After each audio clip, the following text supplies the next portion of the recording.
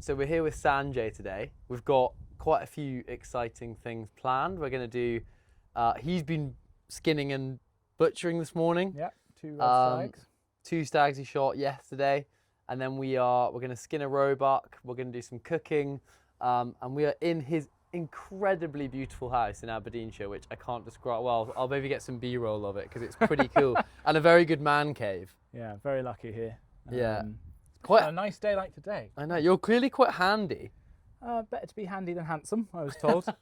No, I think we're very lucky. I've got to this stage where, we've got apple trees and plum trees and a garden. I will show you my grapevine as well. Is this home now? Yeah, this is home now. Yeah. Really, really nice. Yeah. Aberdeenshire, especially Fig. Here, come here. You can be in the content. A bit of antler or what's going on there? I don't actually know. Something she's found. Fig. What's that? Yeah, you've got to be in it. No, definitely Fig's home now. And yeah. Very happy we're going to be up here for at least another 5 years. Yeah. So, yeah, is related to work in the hospital? Yeah, my wife's a doctor, so she's just had her contracts her training for the next 5 years confirmed. Awesome. So it's really nice. Awesome. And Abedine's just perfect. Perfect. Suits us really well.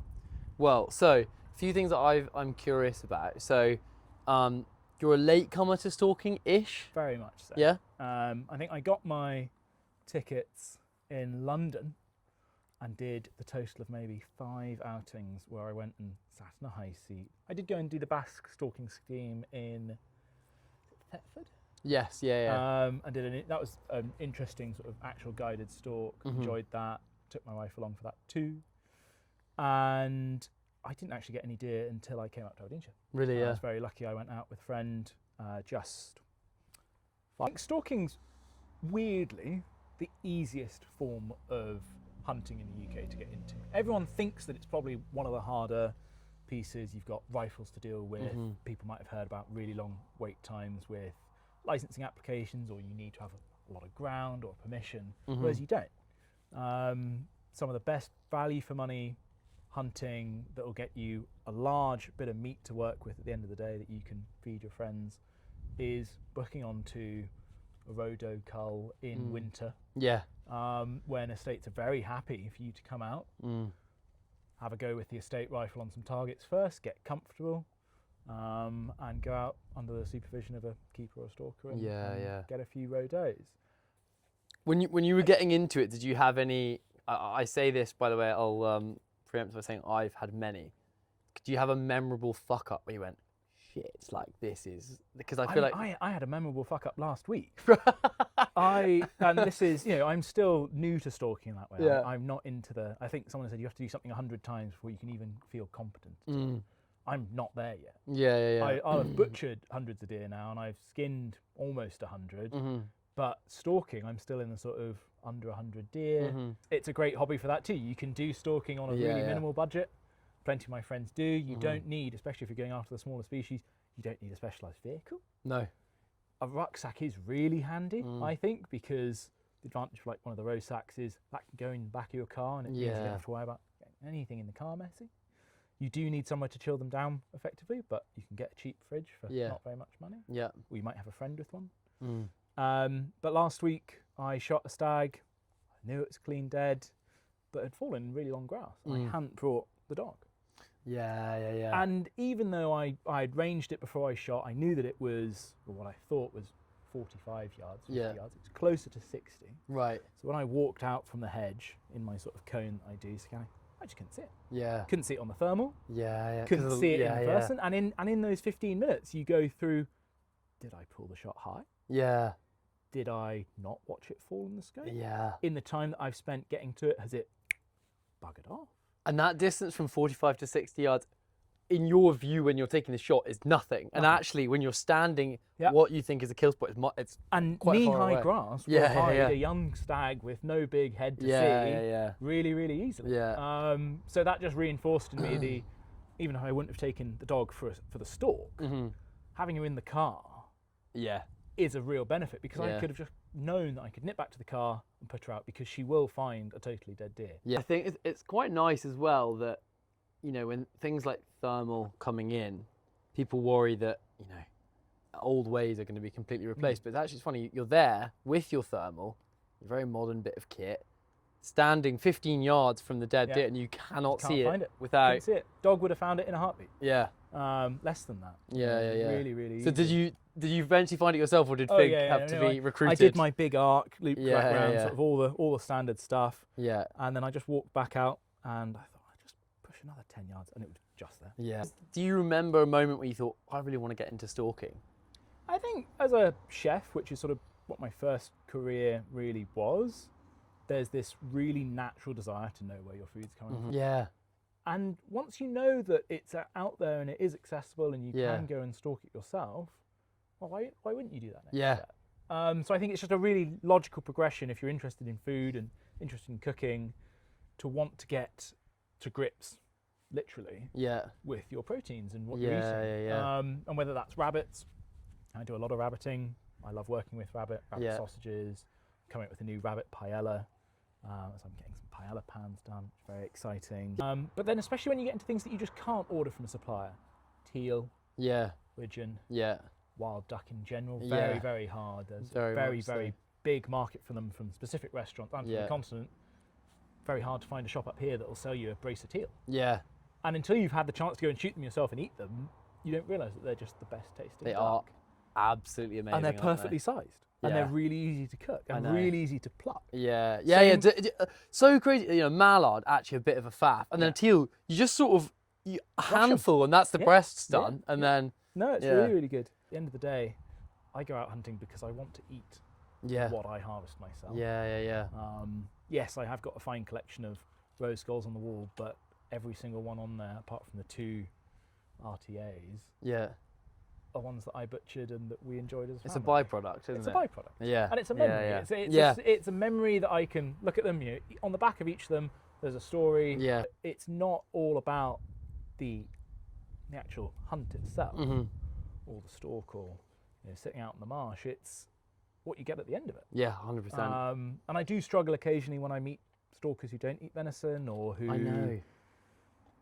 Boys who go out and shoot a lot of geese but haven't done anything more with them, or will just tell you the story about cooking it on a brick and eating the brick.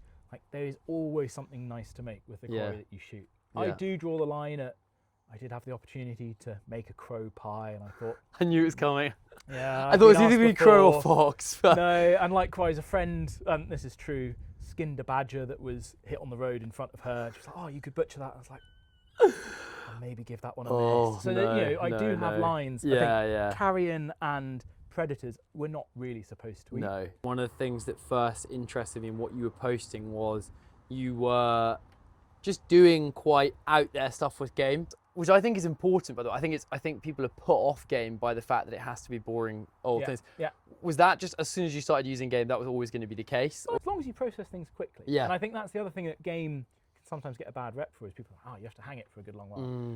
You don't. I completely agree. And actually sometimes the quicker you start the processing on it, especially with birds, far better performance when you come to cooking it. And that's all I care about at the end of the day, is how easy is it to get a really good quality cooked product. And it's almost competitive, like old school kind of gaminess, that whole thing of like you hang a pheasant until the body falls off the head.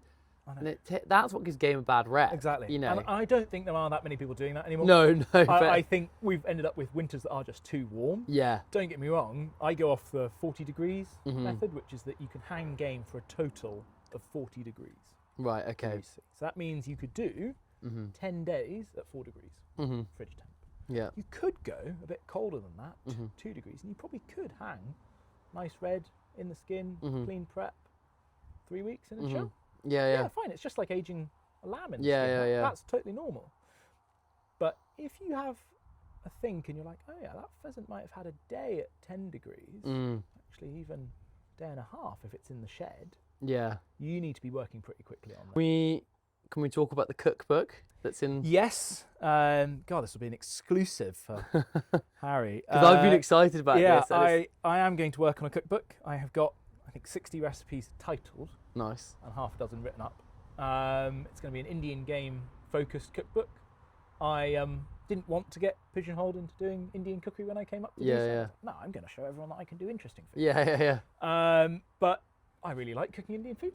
I grew up eating a lot of Indian food, though not exclusively. My dad is a big fan of sort of classic Italian, classic French dishes, lots of Mediterranean cuisine.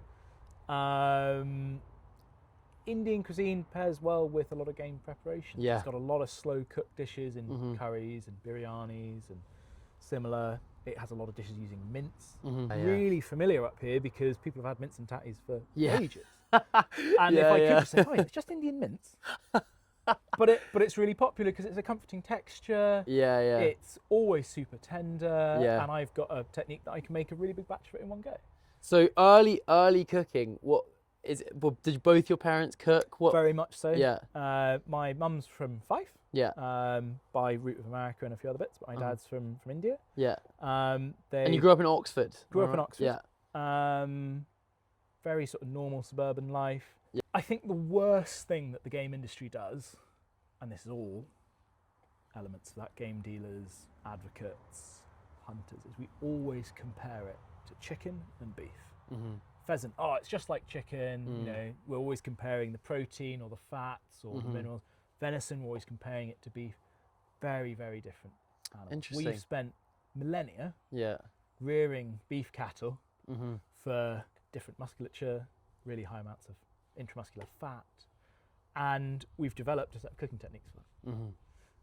Wild game lives longer, develops much more texture to its muscle. It's darker meat because it's worked more throughout its life, and it does need to be cooked slightly differently. Yeah. That said, there's a few techniques that you can just apply across the board to it, which is that any of the tougher cuts, shoulders, I prefer not to use haunches in a braise, but I no longer strip down my shoulders for a Roe Deer. Really? Leave them whole in a big oven dish, in a slow braise with some onions, liquid of your choice, spices, whatever you want, until the meat is fall apart tender. And then it's super easy. And that, what, 6 hours? 6 hours, Yeah. 150, something like that, but good amount of parchment over the top and foil just to try and trap it all in. And it makes it, I'd actually say it's the easiest way for people to start cooking game, because it's going to be super tender. Yeah. It's going to still be moist and juicy. Yeah. And you can add a lot of flavour in that way. Right. I can give you the recipe for that. I would love the recipe for that. Brilliant. Then I can make a video and you can go, on it, and I you can fuck that review up. it. No. Cool. Right. Let's go and Good let's stuff. go and skin a Roe Deer. My leg is so numb. Holy shit. Well, where did this come from? What's the crack with it? So this is a nice, healthy, older roe buck. I think it was 17, 18 kilos. Shot by a friend of mine, about 20 minutes from the house. Right. So not super far. And really nice time of the year, just pre-rut to get a buck. So if you have a look inside the carcass, and this is where I'm always looking for sort of animal condition. Let me just hold on 1 second. Let me get You're a bit gonna of get this close action. up. Yeah. You've got loads of fat over the fillets and sort of into the back passage. That's where you can tell what sort of condition an animal's in, is how much fat have they managed to put down. And an older buck like this, pre-rut, lots of fat in there, really, really good sign that we'll be onto a nice carcass to butcher. Definitely an Aberdeenshire buck, not a Stirlingshire buck. Yeah. I don't think I've ever seen fat like that on a buck. What's amazing for me is there was a buck I butchered last year, and it was the first time I'd actually seen thick white fat on the haunches. Really? And I took a photo of it to send to friends. Maybe I can send that one over to you. And I'd never seen a buck like that. Yeah. Obviously with reds, you get a lot of fat building up in here, and especially on lowland reds, which is some of the ground that I shoot, lots of nice healthy fat coverage. So yeah, that's the first port of call for me when I'm looking at a carcass, especially if it's been shot by a friend, is what sort of condition is it in? And given the time of year, you know, we're lucky that this was shot before the ruts really kicked off. Older, mature buck going back, let the younger bucks come through for the rut. Yeah.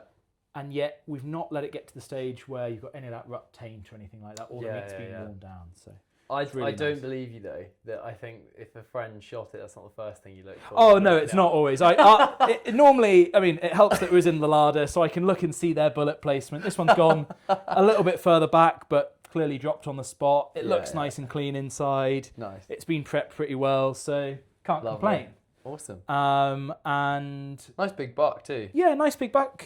You know, for us, it's probably my favourite size to work with. any of the smaller bucks or kids in season, like butchering a small roe kid can feel like a real waste of time. That said, if you do sort of quite simple butchery on it, as I said, leaving the shoulders intact and things like that, it's a bit easier. I think people get too obsessed with the idea of take the loins and mince the rest. Yeah. Often that's giving yourself more work than you need. Definitely. Well, like you said as well, I mean, like if you're slow cooking the shoulders, once you skin it, it's just one cut. There's no bone, nothing. One cut. Bone, and then, as you said, you can just put that straight into and have it in the oven.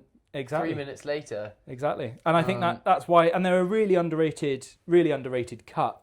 Obviously, if you're taking that sort of boiler room, heart, lung shot, there's a chance that you're going to be clipping the back edge of a shoulder.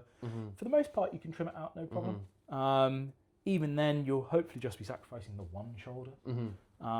But for a nice roe buck like this, you'll get a lot of meat off 2 shoulders. Yeah. And the shanks. I'll normally take the front and rear shanks and put them in the braising as well. Yeah. So, yeah. Very nice. I've got 2 knives for skinning. Does that mean I'm involved, or is that... No, unfortunately not, though we will get you stuck in. Maybe I'll do one side and you can do the other. Okay, go on then. This is a gut and tripe knife. I don't know if you want... I've never even seen one of these. And it's amazing how many stalkers haven't. And they're such a great tool. Because they've got a blunt tip. Yeah. You can really run it up and it's not cutting. Yeah. It's absolutely skin safe, so it's safe along the meat. That's incredible. So for starting off your skinning, or if you were doing a lot of processing... I'm going to bring this over here. It's what they use in an abattoir for gutting, and that's why it's called a gut and tripe knife. Yeah. Really, really cheap. Yes, That's I like such my a good kit, bit of so kit, having another knife is no small And change. the shape is obviously perfect. Follows up. Yeah. I've not found an easy way to sharpen it though. I think you need to sort of sharpen it with a round file or something like that. Yeah. But given that it only makes a few cuts, it shouldn't blunt that quickly. Yeah. And then I've got what's just called a skinner or a lamb skinner. It's just a small sort of curve end, not too sharp a point. You don't want a sharp point on a skinning knife because you're just cutting through. Yeah. So I like to start on the shoulders. I like to skin the shoulder out first. So with all of these cuts, I'm going to start with the tripe knife. Would you do the same if it was hanging? Yeah, exactly the same. Winch it up as high as I can. Yeah, shoulders. Start the shoulder off and free off the shoulder. Because I think the piece that most people struggle with on a carcass, I'm probably going to struggle with today, is the shoulder area. So so I can slip that blunt tip underneath the skin, he says. You sort of go into the gap between the skin and the fascia tendon, and then that knife slides up, and I've got no worries about cutting into the meat. Yeah. Go all the way up the shoulder, and then the hardest part is I have to make sort of a sharp turn. Yeah. And bring this out, because I like to skin in sort of 2 pieces. I'll bring this knife blade. So excited about this knife. They're really reasonable buy as well. One today. But you see, that has gone all the way through, and it's perfectly no damage on the meat. underneath. Perfect. I'll do one side of the carcass. You'll have a go doing the other. Yeah, why not? Because I've never done shoulders first. Whilst I've got this knife, I'll do the other cut, which I'll is swap sides with you. Exactly the same. Into this pocket in the tendon, up, over the knee, and then out, and into the groin, and just like that. Nice. Super easy. Perfect. So then, whilst I'm on this side, I'll free off this end. Yeah. And all I'm doing is trying to grip with my left hand. I'm never cutting meat at all. Yeah. Slow down. No, you're fine. Just peeling along like that. And then once that bit's reasonably free, I'll start working in at the tip. The hardest part is often where you've already cut the skin for inserting the gambrel. Yeah. That area, because there's always already a hole there, can be quite tricky. Once you get it freed off, a bit of a peel. There is a muscle here that does like to attach onto the skin, so you need to just work that off a bit more carefully. And like for most people who are skinning one roe buck, you don't need to rush. It is easier hot, but if you've let the carcass sit in the chill a few days, it is absolutely fine if you take your time. This little triangle here. Oh, sorry, just... No, you're all right. Hold on. Yeah. peels back quite nicely without too much persuasion.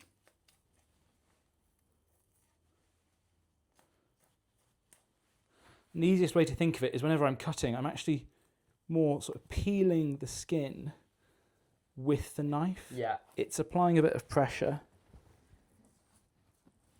Stop there for the minute. And I'll explain go and do that just shoulder. so what the importance of this and why that's not being cut. So I've left that tendon intact because I then like to do a lot of my butchery from the hanging Yeah. perspective, especially. Now, normally if I'm doing a carcass, I've not split that joint. Yeah. I like having both my haunches intact. Yeah. And I can hang off one hook, bone out the haunch from the hip, Yeah. and then do exactly the same for the other one. Awesome. So you want to leave that intact if you can. It also gives you a really good handle for when Yeah. you're actually working on the haunch itself. Yeah. Yeah. Yeah. So yeah, I'll leave that intact until I come to, cut that for a shank or something similar. And when it's hanging whole, what's it hanging from? So either a gambrel or just off an S hook. Yeah. You can hang just like that to butcher off.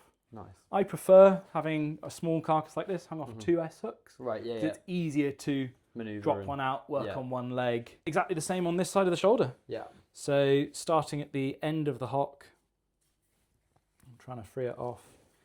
It always seems to be tightest attached at the bit where your knife's cut through the skin and the meat itself, like when Yeah. you've taken off the legs or something like that. Yeah. Just sort of And oxidise a bit and.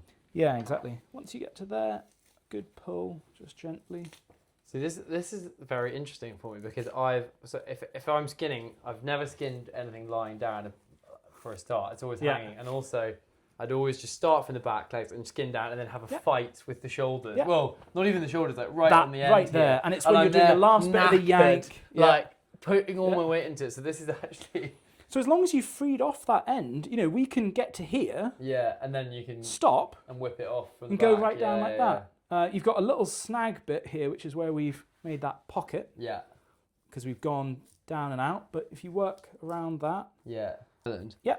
And you don't have to have a skinning knife. yeah. You don't have to have that hook knife either. No, But once you can do that, you can yeah, work that shoulder free. And even if I've got, say, the neck hanging off a bit more, you can skin all the way down that side of the neck. yeah, yeah, yeah. Right now hanging. Yeah, The other thing I'd say to people, the most important thing when you're butchering or skinning is never to end up working like this. yeah, yeah, yeah, If you need a different angle on the meat, move the meat. yeah. Move the carcass, spin the carcass. Or yourself. Or yourself. Yourself, no, And even, this is relatively slow, we're working slowly. I still have a stainless glove on Yeah, yeah, yeah. because I rely on this hand for Yeah, work. I yeah. don't want to cut it. Yeah, yeah, I think the hardest bit, other than these sort of starting the shank, is this bit on the neck, which again Yeah. is where you've made a cut all the way through yeah, the skin and the muscle. And Yeah. it dries out a lot. It almost heals up as it's drying. and it's kind of looser flesh, isn't it? Because you've opened Exactly, it up. and it's not got the tension in the flesh. Yeah, yeah, yeah. But now you can see, you've freed off that real problem area Yeah. that a lot of people struggle with. And now it'd just be a case of, yeah. Well, Well, just be a case of whipping it off. yeah. There are some bits where, we're going to come to the shot site in a second. Mm-hmm. There's a hole in the skin. So it's Yeah. going to be hard to skin around that neatly. Mm-hmm. And accepting that, okay, we're going to lose a little bit there or anything like that is important. Yeah, yeah. Once you've got things a bit more free, you can do a bit more just with your hands. Yeah. And I think that's the other thing that people get a little bit concerned with is this manual dissection, really peeling it apart. Mm-hmm. If you feel that it's snagging somewhere, get your knife in. Yeah. But until that point, just a good peel. There's a gland here that we need to go around. You can see we're getting there now, and it's almost halfway off. This is a beautiful job. Thank you. Skin very much. But you see what I mean about starting from that end? Yeah, yeah, yeah. It really helps quite nicely. You end up with a good way to do it. Yeah, yeah. And I think the skin naturally wants to come off a bit more like this from the side, Yeah. rather than if you pull down, Yeah, you end up inevitably you end up having meat. tearing Yeah, that. yeah. Which, at the end of the day, it's not a huge amount of meat. these tiger stripes, which I think are very much the mark of, I have done a good job skinning. Yeah. It's mince. Yeah. At the best case, it's mince. And if I've got a carcass that I just want to whip the jacket off nice and quickly, I'm not fussed if there's tiger stripes on there or not. I think this area over the haunch, I mean, look at the fat on that. Yeah. Really nice condition. It's a nice kind of early summer buck. Early summer, pre-rut. And I mean, the rut is fascinating and really, really cool. But if you're wanting to go out and get an animal for meat, it's not the best time of the year. No. Not just from the sort of scent side of it, but also from the condition. Yeah. You know, they spend the rest of their year fattening up to get back to this point. Yeah. Take them then. Take them before they get there. Yeah. Before they're all shagged out and they've lost all that condition. Yeah. It's going to be really nice, Harry. This will be the best buck I've skinned by accident on camera, doing it in a way that I don't normally do. Yeah. I'd still prefer to do it hanging because it means that anything that was on the fur drops away nicely. Yeah.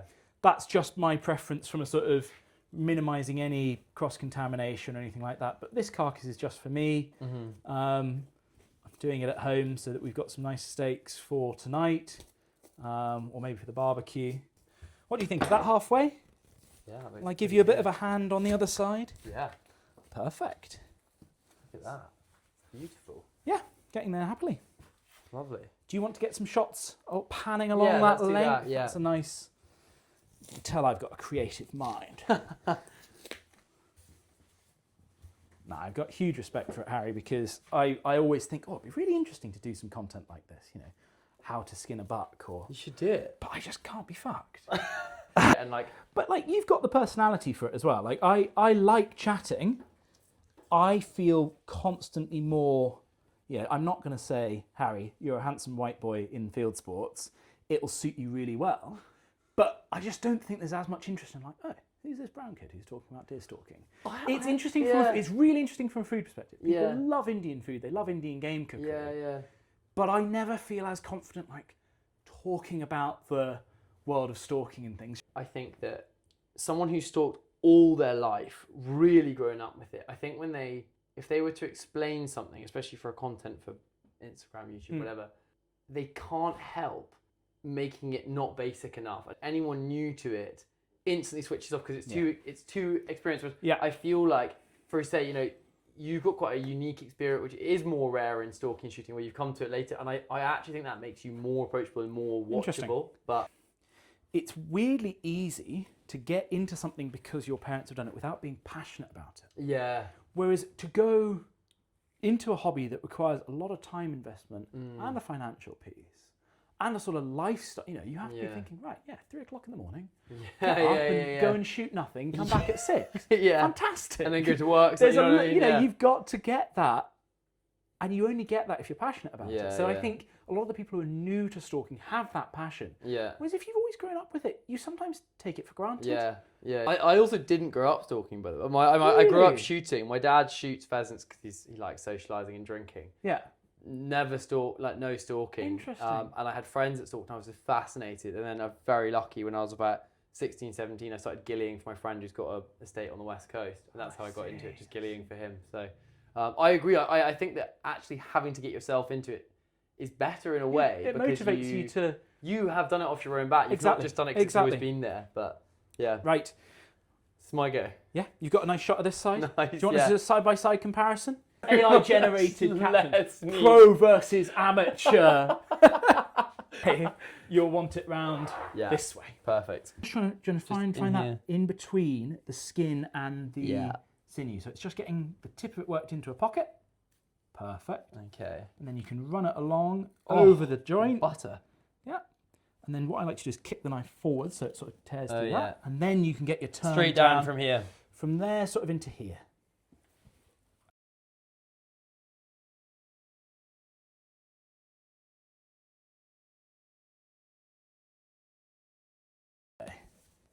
I think you need to push with the tip in between the legs.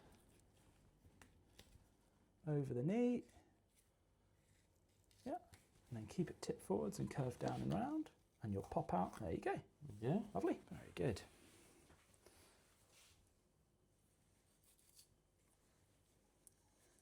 tell you're focused because you can't ask any questions.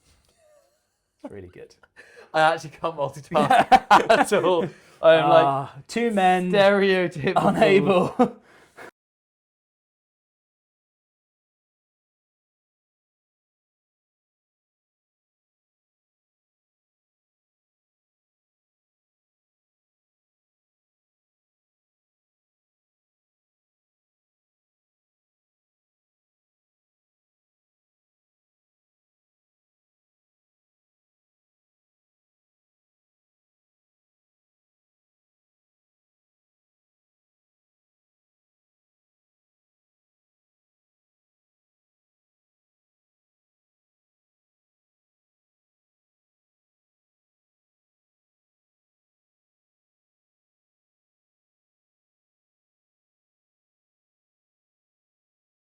There you go.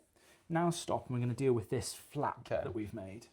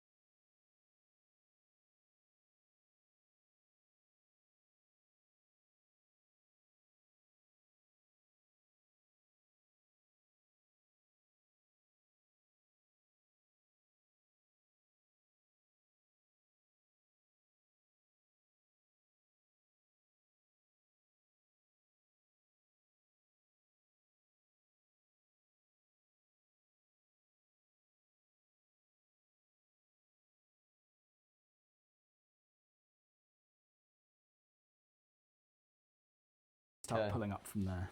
Right, can I swap places with you? Yeah, absolutely. Move me around. We've got to show people that we know what we're doing. Yeah. And they'll never know that it only took, an hour. Yeah. Skin one buck. I know. I think like old stalkers who I've worked for, like, right lad, go and skin fucking those 10 deer. If I could have came in an hour later and I was halfway through a row, they'd be like, right.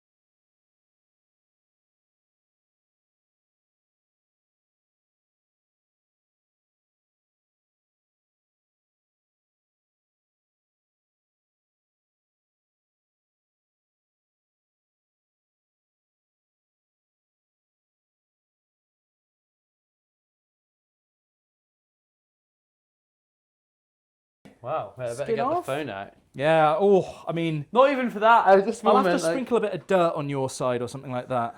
I can go somewhere else. That's good, that's good. Really needs salt.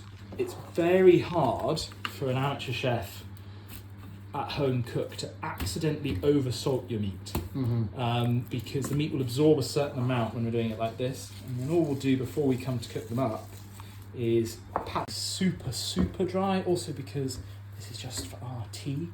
But say if you've got like a nice dry aged steak, Yeah. if you've got those as dry surfaces and you can leave them out in the fridge overnight on a wire rack, they'll dry out really, really nicely. Yeah, and you get that yeah. sort of dry, sort of pellicle, dry layer that forms on the top of them. That's perfect. I'm probably only going to cook off 2 of these. The other reason you don't want to crowd the pan, which is something you'll see everyone say in cookbooks, is because then you've got too much meat in the pan and you will get more of a steaming. Okay, yeah. So I've oiled it, I'm oiling up my meat, very erotic, but just try and get a good amount of oil on them. And what I'll do is I'll let the pan get hot, put these in, and then add more oil once they're in there. Right, okay.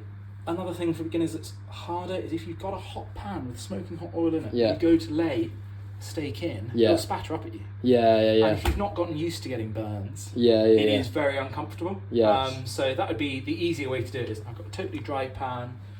It's a solid steel pan. It's not going to warp or anything. Yeah. The problem with using non-stick pans, I try not to use them as much as I can, is they shouldn't be heated without something in them. Okay, That coating, whether it's Teflon or whatever, will burn off eventually. Yeah. Grease or anything like that.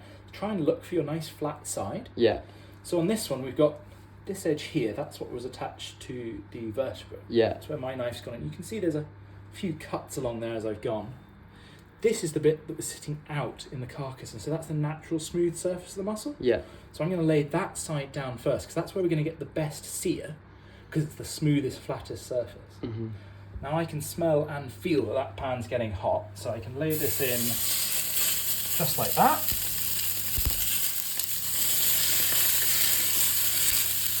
Now I'm going to have to whack the extractor fan on.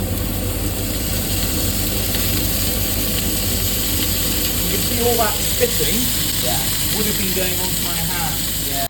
So we've got our potato terrine. Shout out to Fallow for the inspiration for this one. Really easy to make. Give everyone one of these. And then a bit of our red cabbage and fennel slaw. Go at an angle. Hello. Hey honey, just in time. Hello. How are you doing? Sorry. You can get that lovely. Fuck, that looks so good. Should be alright. I'm actually salivating. Good.